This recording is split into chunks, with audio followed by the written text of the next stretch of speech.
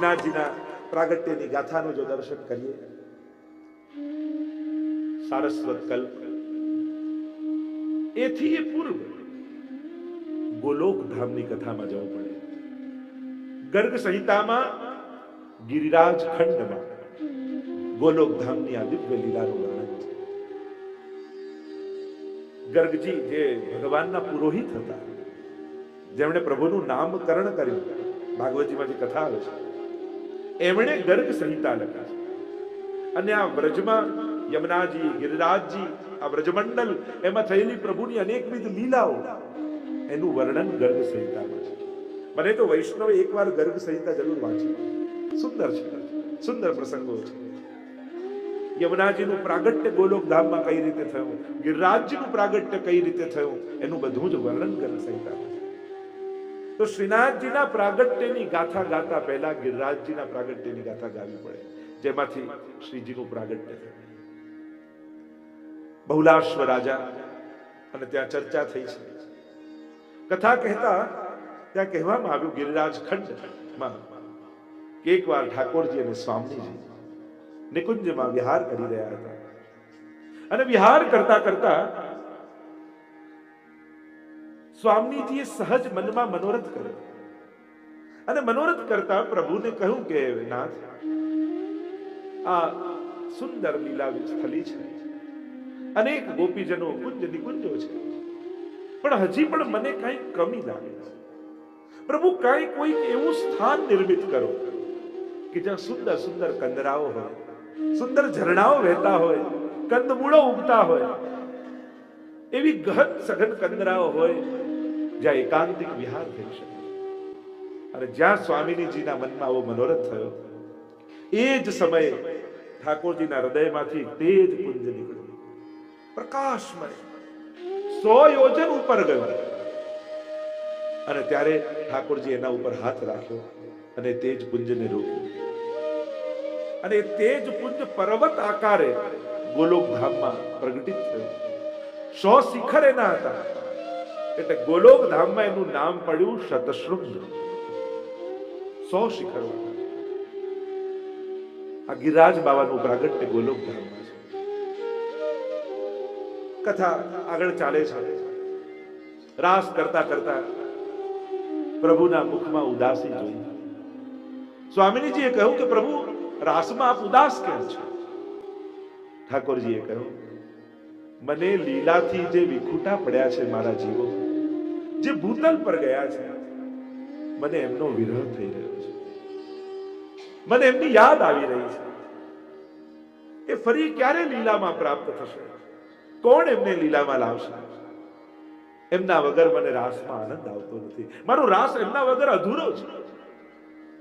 અને ત્યારે પ્રભુએ કહ્યું કે હું પોતે ભૂતલ પર જાઉં અને ભૂતલમાં રહેલા જીવોને આ રાસનો આનંદ આપું, જે અખંડ રાસ લીલામાં ચાલે છે. અને પ્રભુએ જ્યાં જવાનો એક મનોરથ કર્યો, સ્વામીજીએ કહ્યું, આપ પધારો એના પહેલા આપનું પરિકર ભૂતલ પર પધારે. સ્વામીજી પધાર્યા, શ્રી યમુનાજી પધાર્યા. देह कारण श्री यमने प्रथम आई, देह के जित जीव के चित्त की वृत्ति सब जान के ताते अति आतुर जुधा. श्री यमुनाजी પહેલા પધાર્યા, શ્રી ગિરિરાજ બાબા પધાર્યા. એટલે જ આપણે ત્યાં કહેવાય કે આપણું વ્રજમંડળ છે, આ વૃંદાવન, આ બધું પૃથ્વીનો ભાગ નથી. આ બધું પ્રગટ ગોલોક ધામમાંથી પૃથ્વી પર આવ્યું છે.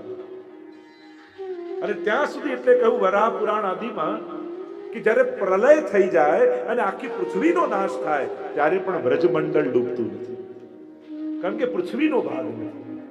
ગોલોક ધામથી પ્રભુ પ્રગટ આ બધા તત્વોને ભૂતલ પર લાવે. આ બધાના આધિદૈવિક સ્વરૂપ છે. અને આખું એ વ્રજમંડળ ભૂતલ પર પધારે, જેનું વર્ણન સ્વયં ગોપાલદાસે ત્યાં વલ્લભાખ્યાનમાં ગોલોક ધામમાં વર્ણન જે કર્યું, એ સ્થળો ભૂતલ પર પ્રગટ રૂપે બધા જ પધારે. ત્યાં સરિતા ચાવી કર મણિગણ ઉભય બદ્ધ સોપાન, કમલ કુમુદ નાના અતિ સુંદર મધુર કરે ત્યાં ગાન.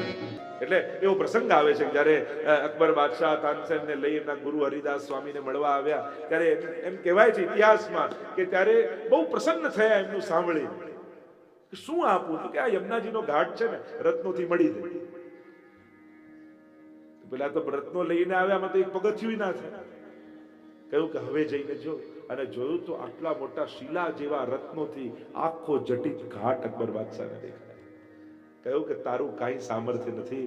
વ્રજની ભૂમિ એ તો લીલાની ભૂમિ છે, એ તો અલૌકિક ભૂમિ છે. આવા દર્શન કરાવ્યા તો ઉભય બદ્ધ સોપાન, કેવા ઘાટ યમુનાજીના અલૌકિક છે. આ બધા જ વૈભવ સાથે આ બ્રજમાં આ બ્રજમંડલ પ્રગટ થયું.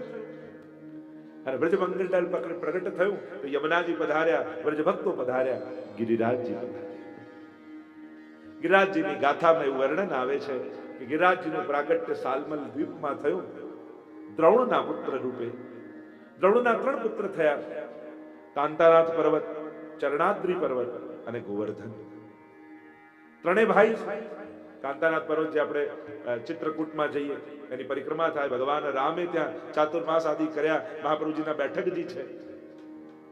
ચરણાદ્રી પર્વત તો આપણા ગુસાઈજીની પ્રાગટ્યની ભૂમિ. કહેવાય છે કે વામન ભગવાનના ચરણ ચિહ્ન આ ચરણાદ્રી પર્વત પર છે, એટલે એનું નામ ચરણાદ્રી છે. આ પોષ મધ્યાને નવમે શ્રીનાથજી અક્કાજી ઉર ઉપન્યો આનંદ, જે શ્રીનાથ ગુસાઈજીનું પ્રાગટ્ય સ્થળ. અને ત્રીજું આ ગોવર્ધન. પુલત્સ મુનિ, સંક્ષિપ્તમાં જો એક કથા કહું તો પુલત્સ મુનિ પરિભ્રમણ કરતા કરતા પૃથ્વીનું આવ્યા છે દ્રોણ ને ત્યાં મુકામ કર્યો છે. દ્રષ્ટિ પડી આ ગોવર્ધન. મનમાં થયું કે આ ગોવર્ધનને કાશી લઈ જાઉં અને ત્યાં એની કંદરાઓમાં બેસીને મહાદેવજીનું ધ્યાન કરું. નક્કી કર્યું ને જઈને વિનંતી કરી. પુલત્સ મુનિએ દ્રોણને કે તમારા આ પુત્રને મારે લઈ જવો છે. કહ્યું કે જો એ જવા તૈયાર હોય તો મને કોઈ વાંધો નથી.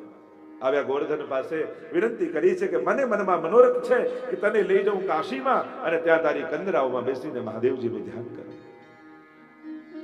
ગિરિરાજજી પ્રગટ તો થયા હતા બ્રજમાં જવા માટે, પણ અવસર શોધતા હતા. જો તમારા મનમાં મનોરથ હોય ને તો ઠાકોરજી મોકાઓ આપી જ દેતા હોય છે, અવસરો આપી જ દેતા હોય છે. આપણો મનોરથ મજબૂત હોવો જોઈએ.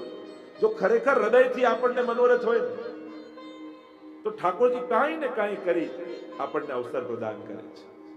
અને એટલે હું તો હંમેશા કહું કથામાં પણ, અને હંમેશા કહું કે મનોરથ કરો ને ત્યારે પોતાની સામે જોઈને ન કરો, ઠાકોરજી સામે જોઈને કરો. કારણ કે આપણા સામર્થ્ય બહુ નાના છે. આપણે મોટું વિચારી શકતા નથી ને આપણે આવું તો કઈ મારાથી થતું હશે, પોતાને અસમર્થ માનીએ છીએ. પણ મનોરથ કરો તો ઠાકોરજીનું સામર્થ્ય જોઈને કરજો, કારણ પ્રભુ સર્વ સમર્થો હિ તતો નિશ્ચિતતા. એને તમારા દિવસો ફેરવવામાં ક્ષણની વાર લાગતી નથી. એને તમારા હાથે મનોરથ કરાવવો છે, એવા સંજોગો ફેરવી દેશે. તમે ધાર્યું ન હોય એવો મનોરથ કર્યા, આપણે વિચાર્યું ન હોય.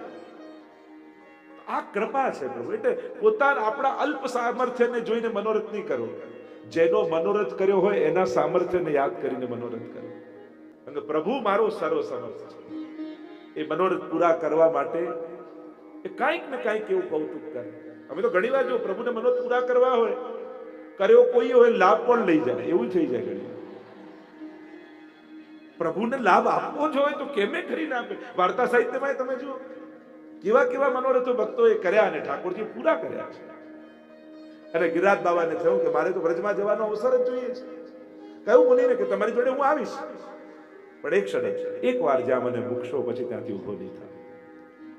योग बड़े लीधा गिरिराज बाबा ने श्री हस्तमा और मुनि चले हैं काशी की ओर. बीच में आया ब्रज और गिरिराज जी को हुआ तो मैं तो ब्रज में ही रहने आया हूं, हम तो श्री विठ्ठलनाथ उपासी और कहा करूं जाए काशी. ભક્તોને તો વ્રજમાં જે આનંદ આવે કાશીમાં કહે તો વિદ્વાનની ને જ્ઞાનની નગરી, આનંદની નગરી તો વ્રજ છે, ગોકુલ છે, વૃંદાવન છે. યુક્તિ કરી પોતાનું વજન વધાર્યું. એટલું વજન વધાર્યું કે ઋષિ ઉચકી ન શક્યા, નીચે પધરાવી દીધા ગિરિરાજજીને. નિત્ય કર્મથી નિવૃત્ત થઈને પાછા આવ્યા અને જ્યાં ગિરિરાજજીને હાથમાં લેવા જાય, ગિરિરાજજી ने कहा कि मैं तो वचन से बंधा हुआ था, आपने वचन दिया था, एक बार મને જ્યાં મૂકશો પછી હું ઉભો નહીં થઉં. ઋષિના આવે ક્રોધ કે આને આવવું હતું બ્રજમાં અને મારો ઉપયોગ કરે, અને શ્રાપ આપું કે જા તને શ્રાપ આપું છું તો રોજ તલભર ઘટીશ. અને ગિરિરાજજીએ કહ્યું કે જ્યારે કલયુગ આવશે ને ત્યારે પછી રહીને પણ શું કરવું? પ્રભુ પ્રગટ વિરાજતા હોય એટલે કે જબલક યમુના ગાય ગોવર્ધન જબલક ગોકુલ ગાંવ ગુસાઈ જબલક ભાગવત કથા રસ તબલક કલયુગ ના, આટલા તત્વોએ કલયુગને રોકી રાખેલા. ગિરિરાજજી, યમુનાજી, મહાપ્રભુજી, ભાગવત કથા, ભગવત સેવા, આ બધા કલયુગથી બચવાના ઉપાયો છે, સ્થાનો છે. શાપ આપ્યો રોજ તલભર ઘટીશ અને ગિરિરાજ બાબાએ આશીર્વાદ રૂપે સ્વીકારી લીધો. ઋષિ તો પધારી ગયા, ગિરિરાજજી આવી ગયા બ્રજમાં. હવે આ બ્રજમાં ગિરિરાજજીની તરેટી હોય કે ગિરિરાજજીની કંદરાઓ હોય, પ્રભુએ અનેકવિધ લીલાઓ ગિરિરાજજી ઉપર કરી. ખૂબ સુખ આપ્યું ગિરિરાજજી. જે ગોલોક ધામમાં પણ સુખ નહોતું મળ્યું, એ સુખ આ લીલા પરિકરને ભૂતલ પર મળ્યું. એટલે તો આપણો પુષ્ટિ માર્ગ છે ને ભૂતલનો માર્ગ છે, આકાશનો ક્યાંય કોઈ માર્ગ નથી. ભૂતલમાં જે સુખ અને આનંદ છે, એટલે કે ભક્તિ કરવાની આ 14 લોકમાં કોઈ બેસ્ટ જગ્યા હોય ને તો આ ભૂલોક છે. અહીંયા જે સુખ અને આનંદ, તમે ક્યારે એમ સાંભળ્યું કે વૈકુંઠમાં યા ગોલોકમાં યા સ્વર્ગમાં કોઈ માળા લઈને જાપ કરતું હોય? સ્વર્ગમાં કોઈ કરતું? ત્યાં તો ભોગો જ છે. અને એટલા માટે જે સુખ અને આનંદ ભૂતલ, એટલે ભાગ્યના વલ્લભ ભૂતલ. આ ભૂતલ પર મહાપ્રભુજી પધાર્યા તો ભૂતલમાં આવો સેવાનો વૈભવ પ્રગટ થયો. જે ગોલોક ધામમાં આનંદ નહોતો, એવો આનંદ ભૂતલ પર મહાપ્રભુજી આપણને આપ્યો. અબ જો ભઈ સો કબહુ ન ભઈ, એવો આનંદ આપણને આપ્યો. અરે નંદ અને યશોદાજીને પણ 11 વર્ષ ને 52 દિવસ જ સેવા મળી, અને તમારે ત્યાં તો 50-50 વર્ષથી ઠાકોરજી બિરાજે છે, 5-5 પેઢીઓથી બિરાજે છે. એટલે યશોદાજી કરતા અધિક સુખ મહાપ્રભુજી વૈષ્ણવને આપે છે. એવું સૌભાગ્ય વૈષ્ણવને મળે. અને એટલા માટે પ્રભુએ ખૂબ આનંદ આપ્યો ગિરિરાજજીને, યમુનાજીને. ભાગવતજીમાં તો અનેકવિધ લીલાઓ, આપણા કીર્તન સાહિત્યમાં અનેકવિધ લીલાઓ, આ તટ અને તરેટ. અને એમાં પણ ગિરિરાજજીને તો અમારા સુખદેવજીને ગોપીજનો વેણુ ગીત ગાતા ગાતા કહે, હરિદાસ વર્રે. ઠાકોરજીની બ્રજલીલામાં અનેક હરિદાસો છે, અનેક ભક્તો છે, પણ ગિરિરાજજી તો દરેક ભક્તોમાં વર્રે છે, શ્રેષ્ઠતમ છે. અને તો હંમેશા હું કહેતો હોઉં કે ગિરિરાજજીમાં જાઓ એટલે કેવલ પૂજન કરવામાં જ વ્યસ્ત નહીં થઈ જવું, એક ભગવદીય તરીકેનો એમનો આનંદ લે, જેના રોમ રોમમાં કૃષ્ણ રસ છલકી રહ્યો છે, એવા ગિરિરાજજી છે. કોઈ એક ખૂણો ગોતીને ગિરિરાજજીની પાસે બેસી અને પ્રભુના ગુણગાન કરો, જો કેવો આનંદ આવે છે. ગિરિરાજજી કેટલા પ્રસન્ન, કેવલ દૂધથી સ્નાન કરાવવાથી પ્રસન્ન થાય એવું નથી, એ તો એમની પૂજા છે. એની પ્રસન્નતા તો ભગવત ગુણગાનમાં છે. જ્યારે ભગવત ગુણગાનનો અભિષેક કરો ને ત્યારે ગિરિરાજજી વધારે પ્રસન્ન થાય. એટલે એ આધિદૈવિક સ્વરૂપનો અનુભવ કરવાનો પ્રયાસ કરો. ભૌતિક સ્વરૂપે તો પૂજન આદિ બધો ક્રમ છે ને, કરવો જ જોઈએ, એના વિધાનો છે. પણ એ આધિદૈવિક સ્વરૂપનો જો આનંદ માણવો હોય તો એમની સાથે ભગવત ચર્ચા કરો. ગિરિરાજજીની પરિક્રમા કરતા હો ત્યારે પણ બને તો લૌકિક ઓછું બોલવું, બને તો ભગવદ નામ લેતા લેતા જ કરવું. કારણ કે યમુનાજીના તટ ઉપર અને ગિરિરાજજીની તરેટી ઉપર તમે લૌકિક વાર્તા કરો ને તો ગિરિરાજજીના સ્મરણમાં તમે વિક્ષેપ કરી રહ્યા છો. એમને શ્રમ ક્યારે પડે? ભગવદીઓને શ્રમ ત્યારે પડે ત્યારે ભગવાન સિવાયની વાત થાય, પ્રભુ સિવાયની કોઈ ચર્ચા થાય ત્યારે એમના હૃદયમાં ખૂબ તાપ થાય છે, ખૂબ તાપ. આપણે તો સુવાની વાર્તા નથી આવતી વાર્તા સાહિત્યમાં, અખંડ ભગવત નામ લેતો. અહીંયા કૃષ્ણદાસે 3 વાર નામ લીધું, અષ્ટાક્ષર સ્મરણ કર્યું તો જલ પીધું. નહીં તો આટલા સમયથી, કારણ જલ પીએ તો ભગવત નામ ન લઈ શકે. અને ભગવત નામમાં એવો રસ એમને છે કે જો હું જલ પાન કરીશ તો એટલી વાર મારા મુખમાંથી ભગવત નામ નહીં નીકળે. એને કારણે કેટલા સમયથી તરસ્યો ત્યાં છે. અને કૃષ્ણદાસ મેઘન આવીને જ્યારે ભગવત સ્મરણ કરે છે ત્યારે જલપાન કરે છે. આવી આસક્તિ ભગવદી જનોને ભગવત નામમાં હોય છે. અને એમાં પણ ગિરિરાજજી જેવા કોઈ ભગવદી હોય, એના કર્ણમાં લૌકિક શબ્દો પડવા એ કાનમાં ખીલા જવા બરાબર, એવો શ્રમ એમને પડે છે, ખૂબ જ કષ્ટ પડે છે. અને કષ્ટ બીજી કોઈ ક્રિયાથી નહીં, ભગવાન સિવાયની વાત કરવાથી. બને તો કોશિશ કરજો, ગિરિરાજજીની પરિક્રમા કરતા હો, ગિરિરાજજીની તરેટીમાં હો, ત્યારે બને એટલું લૌકિક ઓછું બોલજો. એ પ્રસન્ન બને તો ભગવત નામ લેજો, ખૂબ પ્રસન્ન, ખૂબ તમને આશીર્વાદ આપશે ગિરિરાજજી, જો એમની સાથે ભગવત ગુણગાન કરશો. તો ગિરિરાજજીને કેટલું સુખ આપ્યું. સ્વયં ગોવર્ધન પૂજા કરવાનો આજ્ઞા ભગવાને કરી, પ્રભુએ કરી. કોઈની પૂજા કરવાની પ્રભુએ નથી કહી, કેવલ ગિરિરાજજી. કારણ કે ગિરિરાજજી મારું સ્વરૂપ છે, સ્વયં અનુભવ કરાવો. અને એની સાથે સાથે ગૌચારણ લીલા હોય, બાલ લીલા હોય, છાક લીલા હોય અને છેલ્લે રાસ લીલા હોય. સઘળી લીલાના સુખ ગિરિરાજજીને ભૂતલ પર ઠાકોરજી આપે. કારણ કે દિવસની લીલા ગિરિરાજજીની તરેટીમાં થાય અને રાત્રિની લીલા કંદરાઓમાં થાય. ગોવર્ધન ગિરી સઘન કંદરા, રૈન નિવાસ કિયો પિય પ્યારે. એ ગિરિરાજજીની કંદરામાં આખી રાત્રિ સુંદર લીલાઓ થાય. ઠાકોરજી સ્વામીજીના શૃંગાર કરે, સ્વામીજી ઠાકોરજીના શૃંગાર કરે. રાસાદિક લીલાઓનું સ્થાન ગિરિરાજજી. આજે પણ ગિરિરાજજીની ભીતર પ્રગટ લીલાઓ ચાલી રહી છે. આપણું પ્રગટ ગોલોકધામ બીજે ક્યાંય નથી, ગિરિરાજજીની અંદર છે. અને અંદર જવાના 8 દ્વાર છે. અને આપણા અષ્ટ સખા છે ને, એ 8 દ્વારના મુખિયા છે. આખી એની જે ભાવ પ્રકાશ આવે છે, અષ્ટદ્વાર અને અષ્ટમુખિયા, અને પ્રગટ અંદર લીલાઓ થઈ રહી છે. તો આવા હરિદાસ વદે ગિરિરાજજી છે. અનેકવિધ પ્રકારના સુખ પ્રભુએ આપ્યા. હંતાય બદ્રબલા હરિદાસ વર્યો યદ રામ કૃષ્ણ ચરણ સ્પર્શ પ્રમોદ માનમ તનોતિ સહગો ગણયો સ્તયોર્યત પાનીય સૂયવ સકંદર કંદ મૂલૈ. ગોપીજનો કહે, અરે સેવા શીખવી હોય ને તો ગિરિરાજજીથી શીખો. કારણ કે ભગવતીના બધા લક્ષણ ગિરિરાજજીની અંદર છે. તો કે કયા લક્ષણ? તો કે પહેલું લક્ષણ ભગવતીનું કયું કે પ્રભુનું નામ સાંભળતા જ એના રૂવાડા રૂવાડા ઉભા થાય. પ્રભુનો સ્પર્શ થતા જ એને રોમાંચ થઈ જાય. એ ભગવતીનું પહેલું લક્ષણ છે.